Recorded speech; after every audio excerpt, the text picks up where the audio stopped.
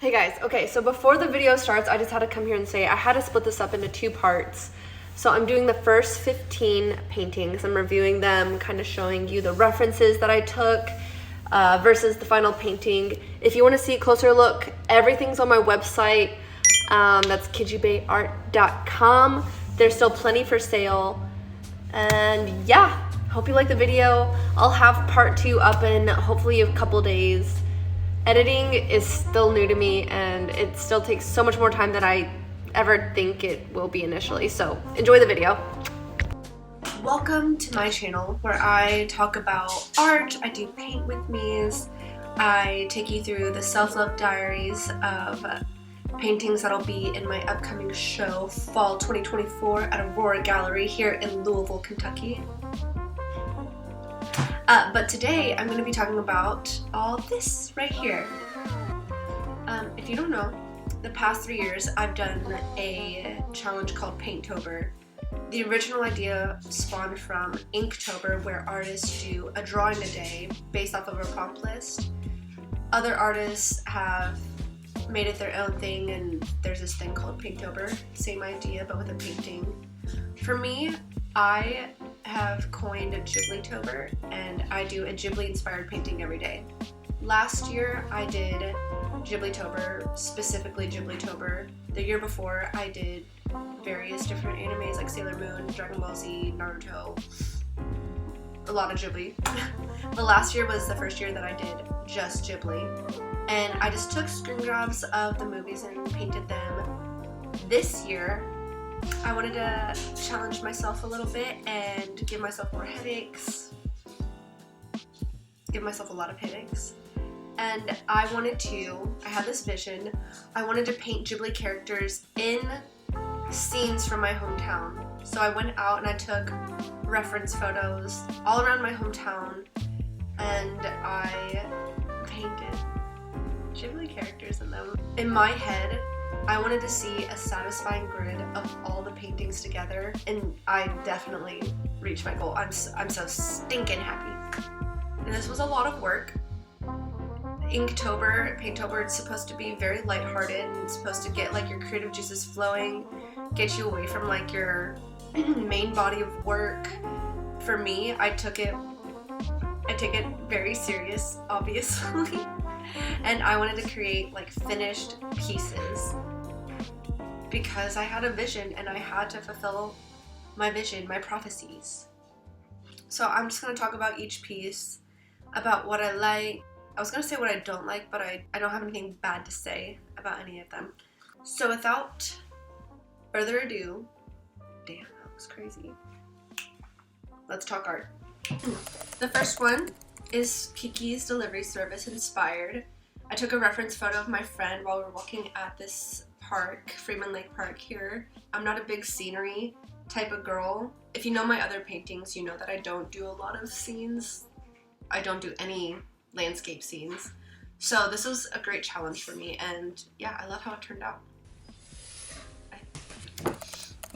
This is a Totoro inspired piece. Like every day when I need to go into town, and I thought it'd be cute to just have a Totoro chilling on a light pole.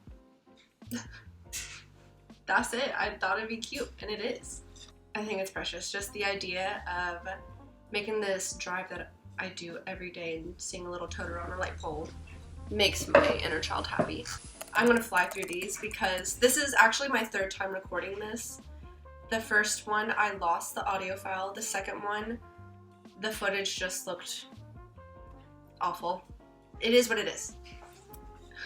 Third is a Princess Mononoke inspired one.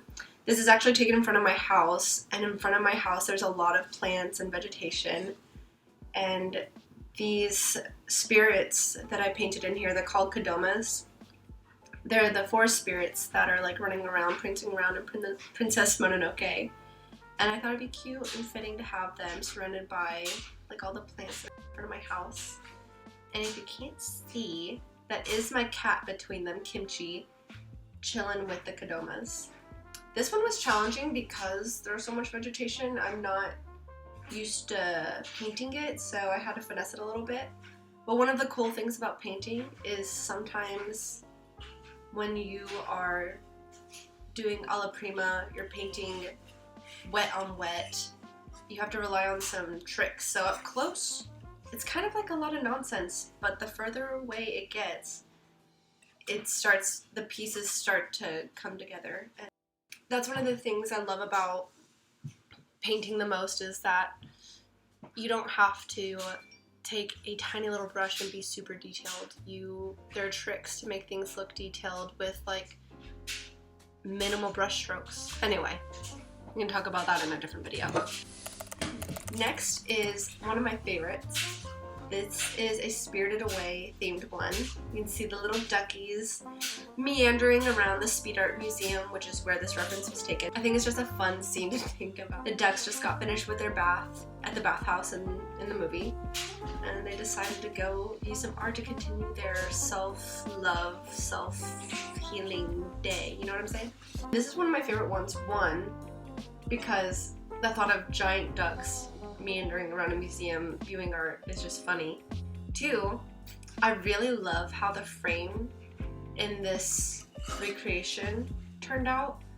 I watched this YouTuber called LPFA, and he does a lot of paint with me videos, or like he shows his process, and recently he's been doing lots of stuff where metal's involved, and I tried to apply his techniques in this as best as I could. The fifth one is a Totoro inspired one. And I took this reference photo right out front of my house. The reference photo is of my niece. We like to play under this like tree out in front of my house. And I thought it'd be cute to have these like little Totoro spirits gifting her flowers. And it is a reference of my niece, but she's supposed to be May from Spirited Away. Cute painting. Alright, the next one is a Howl's Moving Castle inspired one. It's this house castle in the background. This is also near my home. There's a lot of farmland near my house, and on the drives, there are just like some really gorgeous scenes, and this is one of them.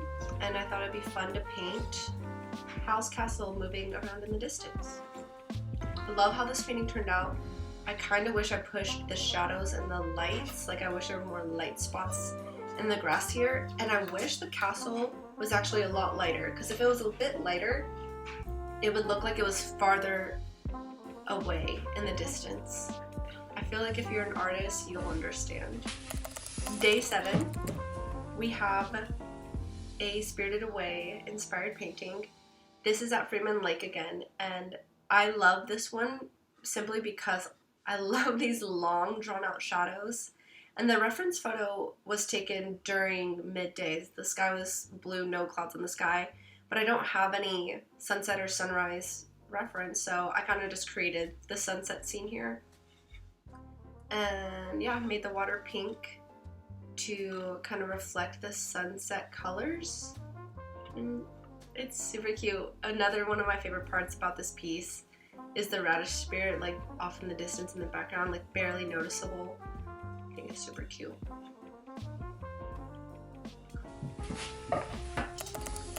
Next one is a Spirited Away themed one. It's Haku and Chihiro sitting at Freeman Lake Park, and there's like a little Totoro peekaboo right here. I spent a lot of time on this one. I really, really love how this one came out. Push the shadows, push the lights, and this one is really special because I love the story between Haku and Chihiro. Haku's just love and desire to help Chihiro, and Chihiro's character development throughout the movie is really cool. Their relationship is one of my favorites because it's not really romantic, it's more of like just genuine love for each other. Next one is my least favorite out of the entire thing, which is so funny because I've already had people tell me that this is their favorite one. It always works like that with artists, I swear to God. Any artist, they'll say that they hate a piece that they created and it'll be the first one bought up. So, don't know how to explain that. This is No Face from Spirited Away, viewing some art at the Speed Art. And I love this one because the reference was so beautiful. It's this giant stained glass. And this woman was viewing some art like right next to it, and I thought this would be the most perfect painting. I just didn't execute it in the way that I wanted to, but I mean, Like I said, other people saw it for what it was instantly, and I guess that's the most important thing, is if someone else sees what I was trying to convey, then I did my job. So yeah. Next one is of Gigi and his girlfriend from Kiki's delivery service, and we have my cat in the background. This is taken in my backyard. Lots of trees again, lots of light poking through the trees and hitting the porch. I was pretty intimidated to paint this because I don't necessarily like painting that wood texture. It's just, in my brain, it just doesn't seem fun, so I don't want to paint it. But I really love how it came out. I just relied on some classic art rules, placing values and colors where I see them in the reference, and came out with a sick-ass painting. Next painting, the way that this turned out is so, it still kind of blows my mind, because the reference photo, there's all these light beams shining through trees, there's a lot of shadows, and it kind of looks like a mess in the reference. I'll put it up here somewhere. And it just looked really intimidating to paint, but I knew I had to try it because this is a challenge and I need to challenge myself. And basically my thought process going into this was, I'm going to tone the canvas, or I'm going to tone the panel, and I'm just going to paint in the shadows and leave the very bright white spots open, like I'm not going to put paint on it. And I really love how this turned out. Like, up close, it's just nonsense of paint strokes, but far away, it's like the complete image is perfectly readable, at least to me. I took some Pokemon inspiration because I love Pokemon. My inner child screams for Pokemon. And instead of painting a classic Totoro, I did a shiny Totoro. And in my world, shiny Totoros are pink. Next is another Totoro. This is not a shiny Totoro. Upside down. And this is taken in front of my front yard. He's just snoozing under a tree, looking hella relaxed, very jealous. Day 13 is taken out the speed art again, and this is a Spirited Away reference. The soot sprites down here with their little sprinkles for lunch, and instead of recreating the painting that I saw, I decided to paint in some of the characters from Spirited Away. So you have like Yubaba, No Face, Chihiro, Haku, and then like her little paper boys that attack Haku. So this next one is one of my favorites. I think it stands out the most because of how dark it is compared to like all these like light scenery type bitches in the background. This day I was selling prints out front of this tattoo shop, and one of my friends was tattooing, and I asked him if I could take a reference photo of him because I thought it would make a cool painting, and there he is. I asked him what character he would like to be like involved in the painting, and he said the robot from Castle in the Sky. This is where this is from, Castle in the Sky. And so I painted the robot, and instead of tattooing, it's like he's welding the robot. I'm actually going to give this one to the artist, and he's going to tattoo me in return, so we're doing like a barter situation.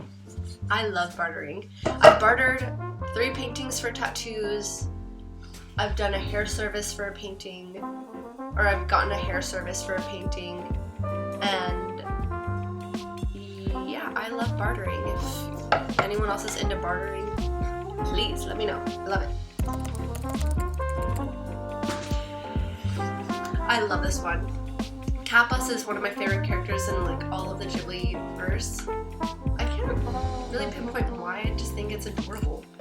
This was obviously a rainy day. This is taken out front of my neighborhood. Like when you exit my neighborhood, this is what you see.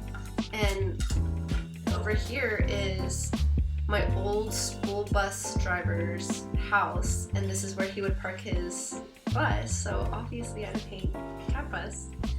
And yeah, I just think it's precious. I think I did a really good job making Kappas look super duper cute. I need a potty. I'll be right back. Their relationship. Okay, that's it for this video.